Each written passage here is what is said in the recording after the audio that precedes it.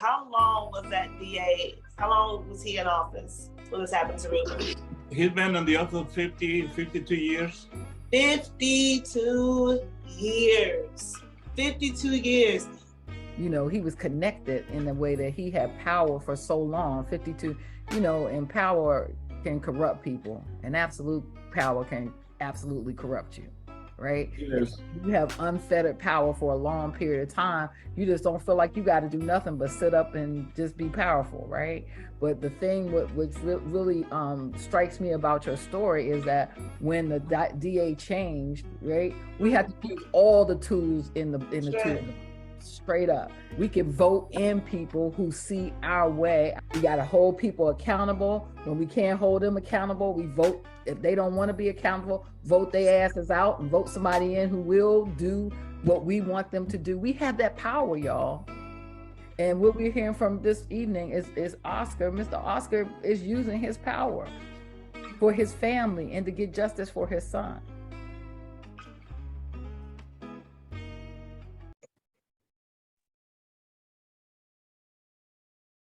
Good evening, everybody. It's Roxane Johnson here. My son's name is Jamal Byrd. He was killed by DC Metropolitan Police, October the 1st, 2019. I'm here again with my lovely co-host. Hey, LaToya, how you doing this evening? What's up, Roxane? You guys, good evening. My name is LaToya Benton. I am the mother of the beautiful Xavier Hill. Xavier was killed by two Virginia State troopers January the 9th, 2021 at the tender age of 18. Tonight, we are honored to be joined by Mrs. Jordan. You want to go ahead and give an intro of yourself, please? Hi, yes, my name is Sabrina Jordan. I am the proud mother of Jamarco McShann, who was killed by Moraine police officers here in Dayton in October 20th, 2017. Thank you for joining us this evening, Sabrina. Can you tell us a little bit about what happened to your son on that awful day? Ooh, well, it started off where like I usually had to be at work at 7, and I got a phone call at 6:15, and it was from my son's girlfriend, the mother of his child. And she said, Sabrina, I think the cops shot Marco. And I'm like, what do you mean you think they shot him? And she was like, I don't know. She's like, I went out there, they had his car surrounded. He was asleep in the car with the music going. She said, I ran out there and told him, this is my car. And that, you know, this is the father of my child, this, that, and the other. And they pulled a gun at her, told her to go back behind the building. And she kind of a little forced, you know, was like, why? No, let me wake him up, you know. And they put it in her, aimed that assault weapon at her. She went around the back. When she said, as soon as she got around the back, all she heard was pop, pop, pop. She called me right away. And when she called me, I was like in a daze, just woke up getting ready for work. And I'm like, what do you mean you think they shot him? She was like, Sabrina, you got to get out here, you know. So I jumped in my truck, called my daughter, called my kid's father, like, I'm on my way out here. You know, it's being said that Marco might have been shot by the cops. Get out there. It's just it's police cruisers from all over the city, like lights and you know, it was just crazy. And people all standing out, tape and this, that, and the other.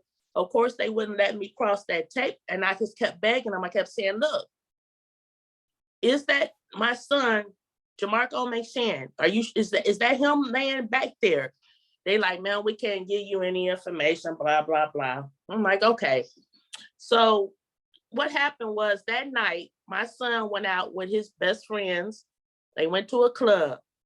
My son was too drunk to drive. So he asked his other best friend, look, I need you to drive me home. So of course he did. And his best friend, of course, had a girlfriend out there in the apartments they lived in. So when he was about to get out the car, he said, "You good?" He was like, "Yeah, I'm good, bro." And Marco, my son, loved music. He loves music. He would sit out in front of my house in his car and always just playing music. That's how I knew he was there, because he's playing his music. So he's out there in front, which everybody already said out there. They know Marco. They like, oh, he just out there playing his music. So a 911 call came in and said it was a car blocking some woman who had to go to work, which was a black car. So I guess they responded and went out there. And when they got out there, instead of concentrating on that black car, to the left was my son, Jamarco's car, a gold car. And they saw that the music was playing and somebody was in there knocked out. So once they went, and let me tell you, this Ohio is an open carry law. They saw his gun over there on the seat.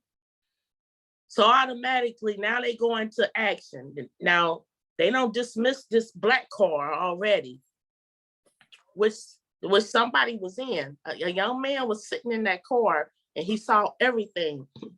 And so they put the strips down in front of the car. You know, they tried to bang on the window, but you know, he'd been drinking. He was out of it, you know. So kind of what happened was one of the police officers took the butt of that assault rifle and bashed the window.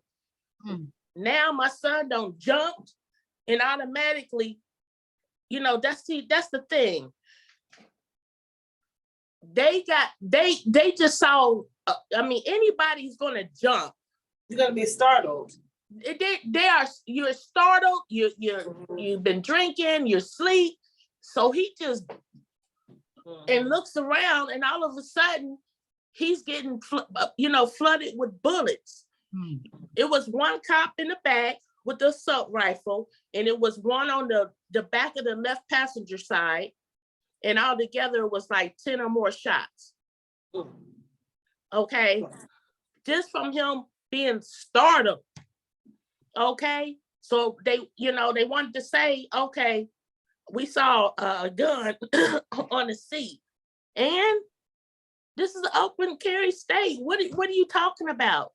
His girlfriend already came out there and told y'all, like, look, this is, my kid's father, we live out here, no nobody have problems with him like that, but yet and still they went and did, doing their thing.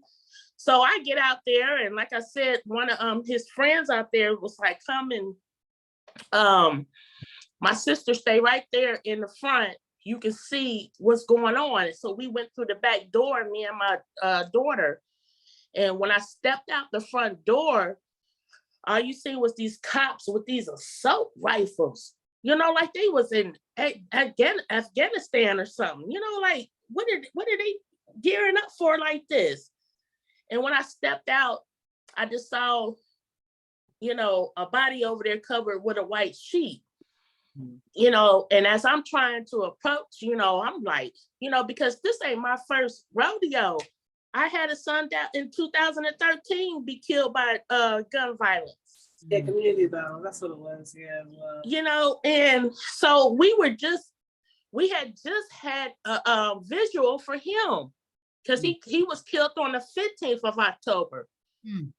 And now 5 days later, my baby son is killed on the 20th by the police, the peace officers that are expected to, protect and serve. So we out there all the rest of the night. I'm trying to get to my son. I'm like, look, just let me go over there to make sure that's him. And they got the weapons in front of me. Like, you don't want to do that,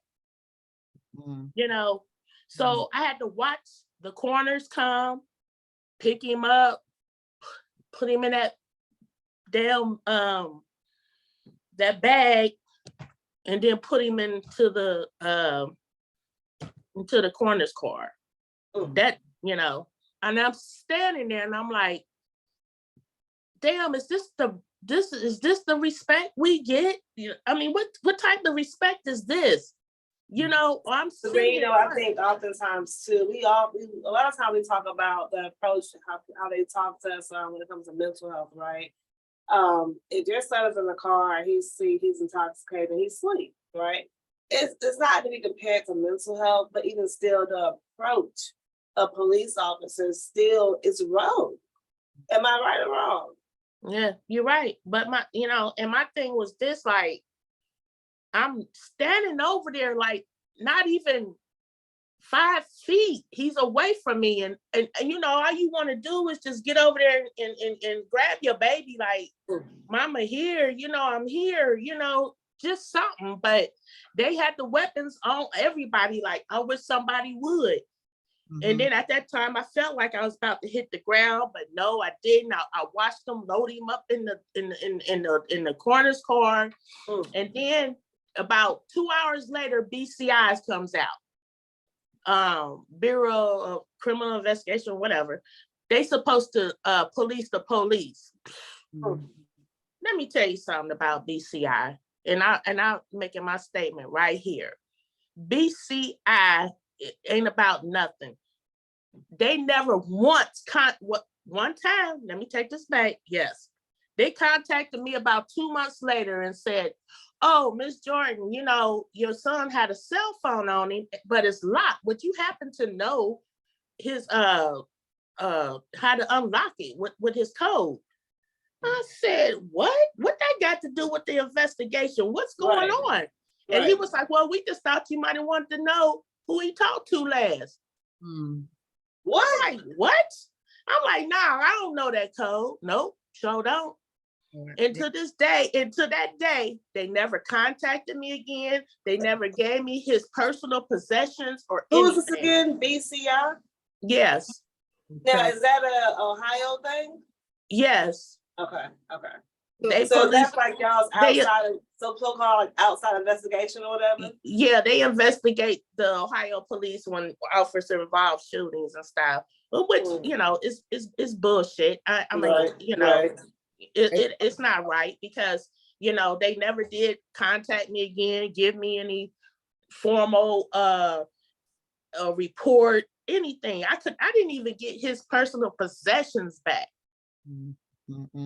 But see, it's another situation, and Sabrina, we're so I'm sorry for your loss, but it's another situation we've heard it over and over again with a very who's supposed to de-escalate, right? They've been trained to de-escalate. They're the ones who cause the crises, and then they go about butchering people because in their eyes they had to solve the crises that they created. They created that.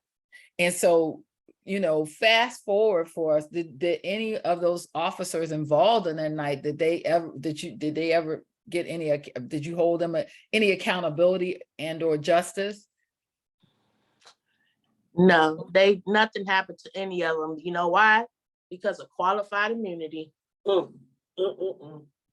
And, you know, the federal judge that was over that case, he sounded like, damn, you know, I got to do this again. You know, he sounded a little fed up because he had to say it again, like, you know, because of qualified immunity, you know, they got this, they were, you know, and it was like, and believe me, I wasn't in this expecting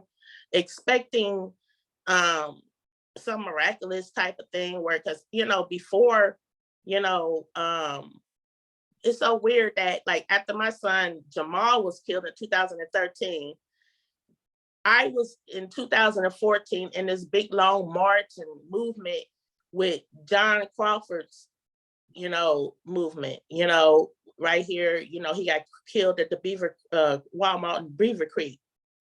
So, you know, it was a big movement on that. And I was a part of that. And I remember walking through downtown and I'm like, yeah, I lost a son too, but damn, they don't lost a son because of the police and what he's done. And never thought that I would end up in the same movement. It's crazy. I marched and we, you know, we were really upset. Only thing that just upsetted me is because it's like, with when it's national cases, nobody's chanting your child's name when it's not national. You know, so you're a bit disturbed, but you feeling for the families, but at the same time, you feeling some type of way like, hey, my son's life mattered too. Yeah. Right. Yeah, because they see, that's another way that they culturally condition us, Sabrina. They want us to believe that it's a one-off, you know, so 20 people get killed by the police, but one person is highlighted to a national level when we know that there are hundreds, thousands of people who are killed by the police. We're doing a ticker right now. Is it 72 people so far, and this year is not over? Not well. What I saw within this year, that has not been killed by police. Total, I think it was total amount was 700 that has been killed. Was 726 for the year. Yeah. That has been killed, and it's only been 9 days. Only been 9 days out of the whole year so far. They have not killed somebody. That's ridiculous. So imagine if they put each and every one of those 700 plus people on CNN and MSNBC. They ain't about to do that. So that's why we got to do this. Tell us. So Roxane, you know, of course, people are going to say, well, they shouldn't kill criminals. No, they shouldn't. That's what we have court for. I think people forget that concept, right? Right. You are not judge, jury, and execution. That's right. They think they are. They think they are. Because they got that 007 qualified immunity to back their asses up. Yep. Mm-hmm. Yep. That's not, I mean, don't get me wrong, that's not the end all be all, but it will, if you ended qualified immunity and it was mandatory insurances on these cops and stuff, they'll think twice.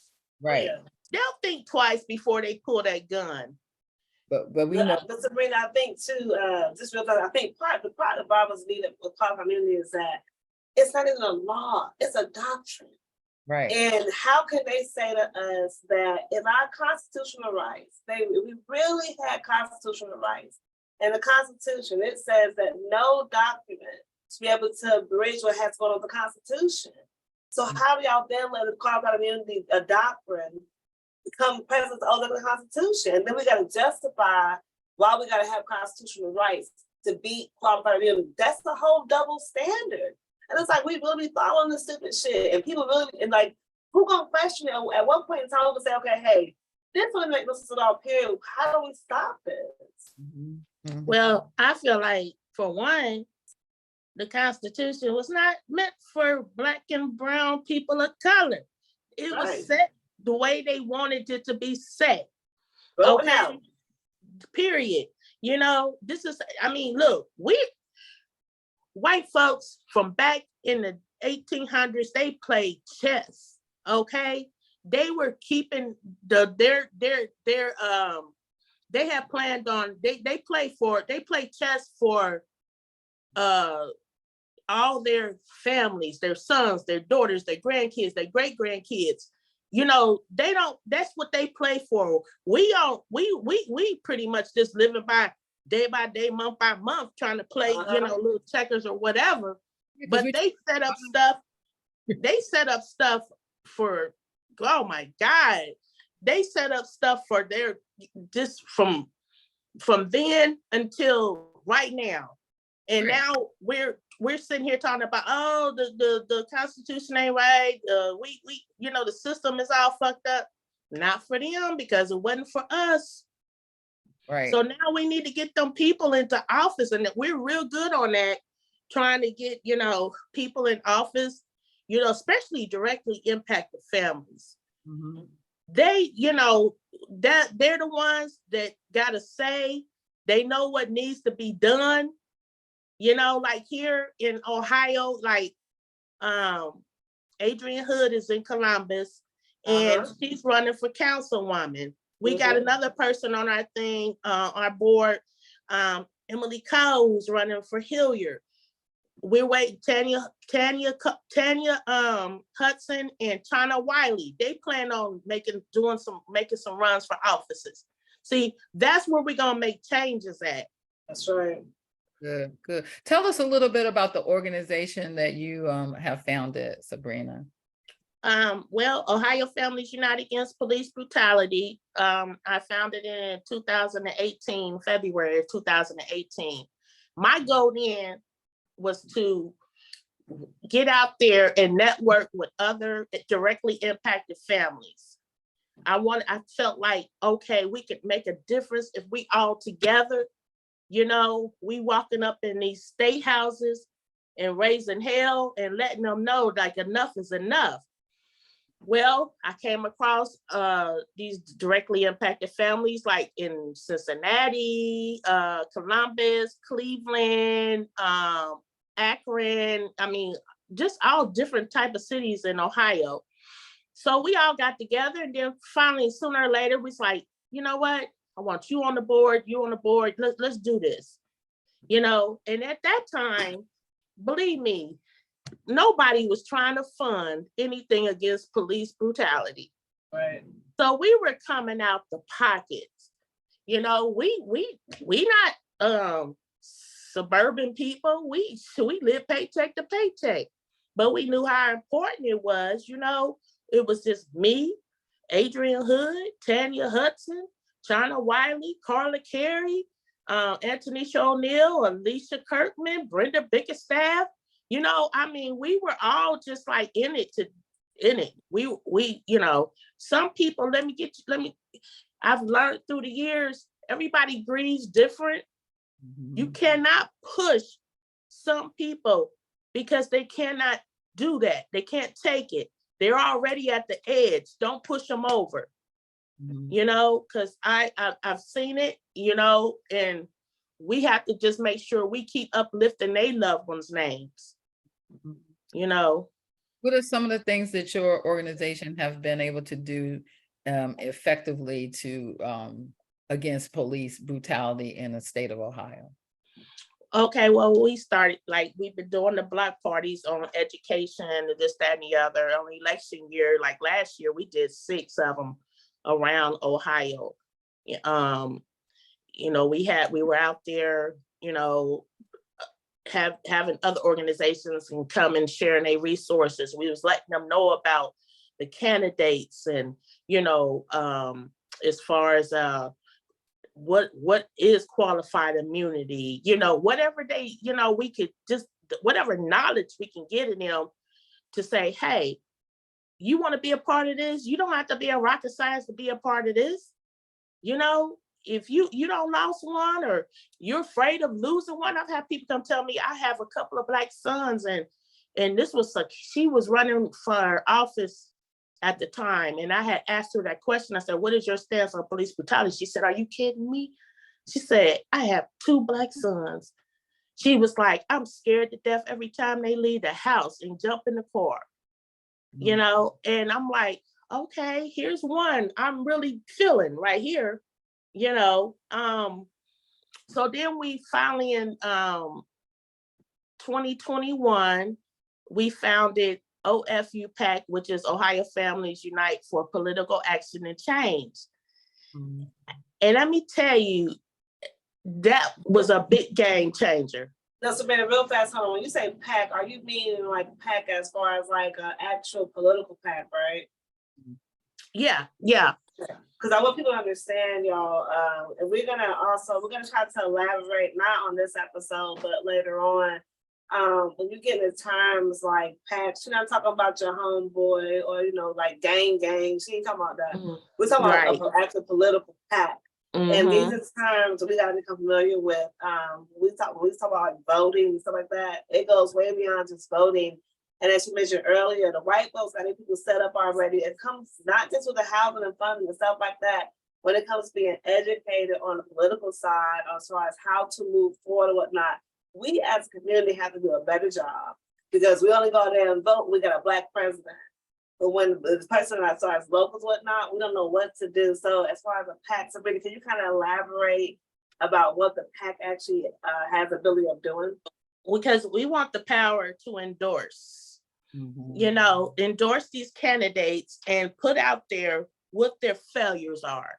Because see, it's been too long, we've been too comfortable and allowing these politicians to be comfortable in their seats and not do a damn thing. That's right. So we have to hold them accountable, put them out there in the center, let them know, like, okay, he's been in here 2 years, 4 years, and this is what he's done. Nothing. Okay, he's given an award to a couple of people. Oh, well, these people would not take meetings with us. Yep. You know, we're putting all of that out there. Like, you know, come on now. You don't want to take a meeting with me, but you know, come on. What is that about? That's your responsibility. You know, you can't listen to us, so we can tell you what y'all doing wrong. If you're gonna speak, we are allowing you to speak for us. Yes. And if you're not speaking for us, you got to go. And we're gonna do everything. And we got to do everything in our power to get you out. For one thing, we got to get them old, cynical ass, hating ass, old ass white folks up out of there. Period. Because they filled with hatred for us. Period. You know, it's no other way to say it. That's know, period. And I'm so disgusted. Ohio, let me tell you. Soon, like when I say you do 2 steps up and 5 steps back, it's crazy. They're using this law called Marcy's Law. Marcy's Law. Yeah, about protecting the cop, right? And let him play victim, some bullshit like that. How are you a victim? You just killed somebody. But you a victim? See how they just bring stuff constantly, and we got to try to sort it out and, you know, work it out. But I just get so disgusted sometimes, and I'm sure y'all do too. We all get disgusted because you see people and they out there, like I said, living their best life, and we out here down there trying to stop from having strokes and heart attacks because we so, you know, I mean, built up with all type of fear and anger and depression, you know, and we still can't get them people to look and say, you know what, we want to come and do something, you know. And what gets me too is we have more white supporters than we do our own. Because, and that, not that I'm making excuses, but see, so many of us have been culturally conditioned to believe that, for example, we can't do nothing. It ain't gonna make a difference. Our vote don't matter. Yeah, I come across that all the time. And then I have to be like, I have to tell them, I'll be like, come here, baby, come here. Let me holler at you. Be like, you know what? It'll never matter as long as you don't try. Right. As long as you don't try, they never matter, you know? And I hate to hear that. I remember I used to go to the polls with my granny when I was a little kid, because she was going to them polls, because how many people we don't lost because for us to get the right to vote? She wasn't playing, you know? And I think we need to go back old school, start taking our kids. I took my grandkids with me when I just voted not too long ago, like, shoot, this is what you need to do. And while we're on this, Sabrina, tell us why voting is such an important part of this movement. How else you gonna get things done? Right. I mean, seriously, it don't always work out the first time or maybe the second time when you vote. That person you voted for, it might not happen. They still gonna be in office or something because we didn't get enough people, you know, to come and vote on that same issue. But it's gonna happen sooner or later if you just keep trying and keep educating other folks. Like, look, come on, brothers and sisters and aunties and uncles, go come and go vote for me. Nothing is going to change unless we get them votes in. And I know a lot of people don't feel that way. You're tired and you just, you know, feel like it doesn't make a difference, but it does. And we got this right before. Look, they're trying to take that right away from us. So please just, you know, stand up and, I mean, look, you Google these people trying to get into office, do your homework on them. Your homework. And if your vote didn't matter so much, why were so many people trying to suppress our vote or gerrymander us out of a vote or just It's just straight up punk us out of our vote, right? If it didn't matter. That's it right there. And Exactly. So tell us a little bit about some of the things that your PAC has been able to affect, change the ways you've been able to affect change in Ohio. Because we about action, Sabrina, so we like to hear about the action. Okay, so on our C4 part, we got heavily involved in it because they were trying to take our rights away to protest. So we had a lot of people that came in and did testimony at the State House and what have you. So that didn't happen. And then our recent ones were, and you know, they were trying to lower the age to 18 from 21 to become a police officer. We thought, oh my God, are you kidding me? You know, they fresh out of high school, don't been bullied. They ready to pop off. Right. You know, come on. So we got that thrown out the budget though. That got the governor's budget. And then they turned around and came with Cop City. They were trying to introduce Cop City in Ohio. And we, oh my God, we were really disturbed. Like, oh my God, you know, so we did a little protest rally thing down at the State House, blah, blah, blah. Talked to plenty of reporters, this, that, and the other. And I had to say, thank God that got thrown out the governor's budget as well. But they keep trying to sneak it back in some type of other way. So we have to keep watch on that. Yeah. You know, they're always finding ways. Look what they did with shoot, I'm sorry, with the victims of Mercy's Law. You know, now they want to use it for police. How are you? Can somebody explain to me? Maybe I'm not seeing it. How is it that a police officer or a peace officer is a victim when they kill somebody? When they, oh my God, come on. And so the fight continues, right? Always. And so, you know, you were saying about how people play chess and we're trying to play checkers, but let's be real, we're trying to survive. Right? A lot of us are in survival mode so much that we can't get to the place where we're even looking past you know, our children, right? I like that. Our children's children, our children's children's children, right? And so what we are in the process of doing, Sabrina, and I know people in Ohio are doing the same, is developing a system to fight this unjust system that we find trying to survive every day. Right? Exactly. Do you have any upcoming actions, anything going on in Ohio that you would like for all of us to be aware of? Yeah, we have like the National 022 Day that's coming up October the 22nd, that we're going to be outside the State House, and we're organizing right now about all the art and everything, how we want it to be set up. And we plan on having right now, since the year 2000, it's been 1,095 people killed in Ohio by police officers. So we plan on getting a whole lot of shoes, trying to get that many shoes and be able to put, you know, names on them. This is men, women, kids, all that, you know. So, you know, we're really trying to, you know, let people understand what we're feeling here. Like, look, one of these pair of shoes could have been your son or daughter or husband or wife, and this, that, and the other. So yeah, we plan on really tying that in together. I really wasn't trying to do 022 at first, because October is a really bad month for me, because my middle son was killed in 2013, October 15th. And then my baby son was October the 20th, you know, in 2017.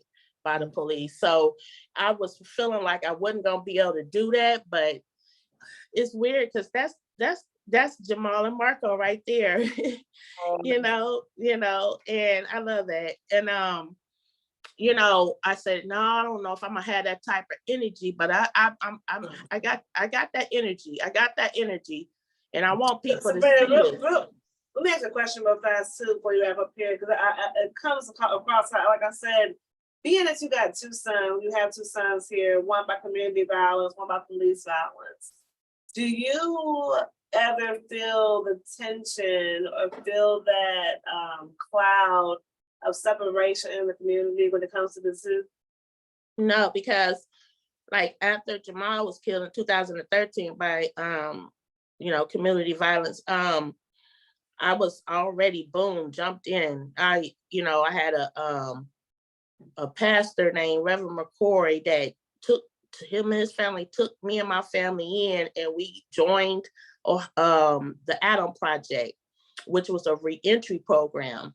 And by that being said, is because my middle son had just got out of prison maybe 6 months before he was killed, and he couldn't even get a job, dumping fries at McDonald's. He was feeling real bad. I had custody of his sons, and kids, like, Daddy, can you get me this, Dad, da da da da. And I used to ask him all the time, please, just stay home and make memories with your kids, baby. I got you. He like, Mama, I can't just sit around and wait for you to get paid and come and give me a couple. His whole self-esteem was at a bottom low. And I saw it like, oh my God. So he got killed. So I started working for a reentry program where their percentage was like 99% of everybody came out of that program was getting a job, and I watched how their self-esteem went up, so I did that for years until, and the name of my organization then was called Breaking the Cycle.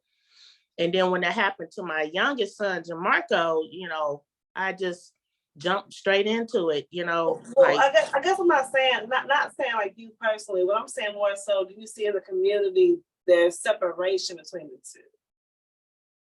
between gun violence and police brutality. Yes. Oh yeah. I've seen that.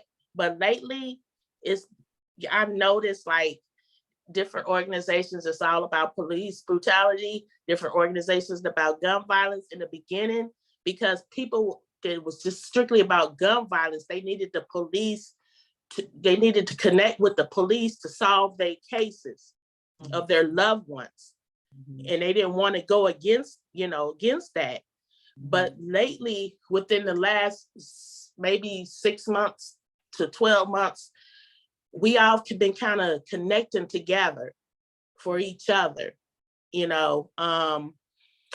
like my brother in the movement, Dion Green, he's all about gun violence. His father was killed down in the Oregon district here in Dayton at the mass shooting, and he held his father in his arms, so he's been all over, the Washington and the White House and all that type of stuff. So he's doing a lot of stuff about gun violence. Every time it's a mass shooting, he's on the road running off to that, to help them families, so he helps me with the gun violence part, and then I have my family also with the police brutality. And then before you know it, we all just kind of came together. Like, I'm on your board, you're on my board, and we can keep things going. I mean, same thing for correction officers, so it's all kind of coming together, but slowly, because we're so divided. Yeah. We're so divided. Can you imagine how powerful we could be? We all just came together. The part right there. And the thing is that all of these things, whether it's gun violence or police sponsored violence, is all impacting our community, community, right? And so we have a right as citizens of the United States of America, which the Constitution does apply to us because we are citizens. We have a right to demand safety in our neighborhoods. Yeah. Sponsored or otherwise, right? Yes, exactly. Yeah. This is hard work. People don't understand this work we're doing and how hard it is and stressful it is. They just don't know. And ours is gone. Mm-hmm. And we're still out here in boots to the ground trying to save other people's lives. Right. That's right. It's hard work, but I do believe, and somebody told me once that Creator gives his toughest assignments to his toughest soldiers. I've heard that too. That's right. Yeah. I'm Right. retired to be. But sometimes you gotta think, dang, how tough like you want me to be, you know, like I don't want to be that no more. But until that such time, we're gonna keep being soldiers. Until such time that we change these systems that make it not safe for our children. yeah. Because that's what it is. It's a system. It's more than one system. And so we thank you for coming on tonight, Sabrina. I appreciate y'all so much and for inviting me, because I used to be up at night always worried about my sons. Now I'm worried about my grandsons, because now they're teenagers and stuff, and it's just like, oh my God, it's all over again. So yeah, I'm still here, and I'm gonna keep fighting. That's right. I'm gonna keep fighting with you. So we appreciate you. We some tough soldiers. Before we go, Toy, you had a couple things that you want to mention? Yes, you guys, before we wrap up with my dogs who's freaking out, she's thundering outside. Before we wrap up, I want to mention 2 things. Please do not forget to visit our website at www.lifeaftertheimpact.org for latest updates as far as resources. The page is building. So again, y'all know I'm gonna say that every single week. We don't have all the answers, but we are trying to find the answers. Again, you can find past episodes that we have aired. I think I don't want to lie. No, we're in our 30th something episode right now. I'm not sure the exact number that we're in right now, but all those episodes are on there as well. Resources about far as statute of limitations, our constitutional rights, and that over time this site is going to build up. The page she's on right now is going to also have the call to action. We're going to try to have that updated as possible as far as what you can do to get involved. Fighting for justice. If you know somebody who they need to have a call to action put on here as well, please contact us. There's a contact button on there as well that you can fill out. We'll make sure we add to the call to action as well. Like I said again, so please visit our website. And y'all, as she said, we work, I work, Roxane works, you know what I'm saying? We're not trying to be out here begging for them as far as like paying our bills, but it takes money for families to get attorneys, right? There is a button on it to donate. Families oftentimes do not fight for justice because when they feel like, oh, the Ben prompts are not getting them, they're like, well, Dad, no one's take my case. It's expensive. I'm gonna tell y'all, it is expensive to fight for justice. It's not cheap. So you see the GoFundMe's out there and you see people are doing it for legal fees and whatnot. It's a real thing, you guys, because families out here want to fight for justice. Keep in mind, y'all gotta always remember this too.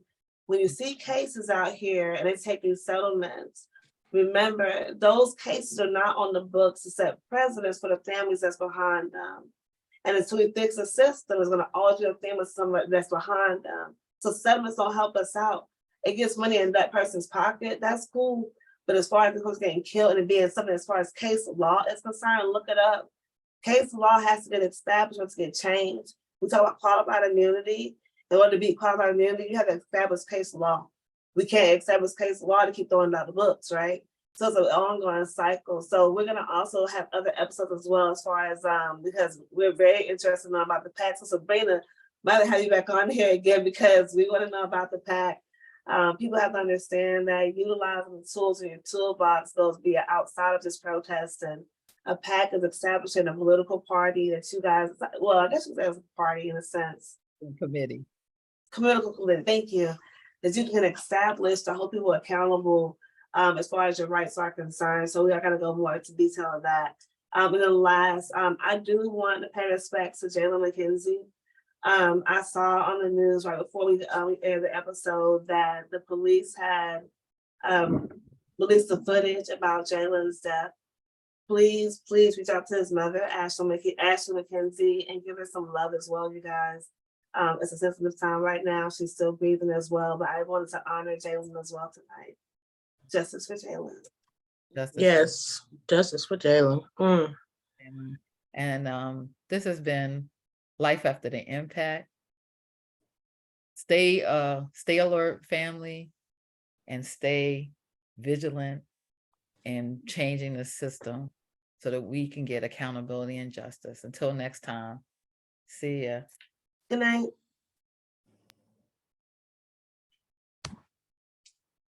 everybody is getting the scripted narrative, I feared for my life. Y'all need to stop that lie. That is the biggest lie. You did not fear for your life. How do you think our loved ones felt seeing a gun barrel in their face or a center mass on their chest? You don't think they feared for their life? And wonder, what did I do? What did I do, you know? So you need to stop that false narrative of I fear for my life, because you had all the firepower around your waist, the guns, the handcuffs, the mace, everything.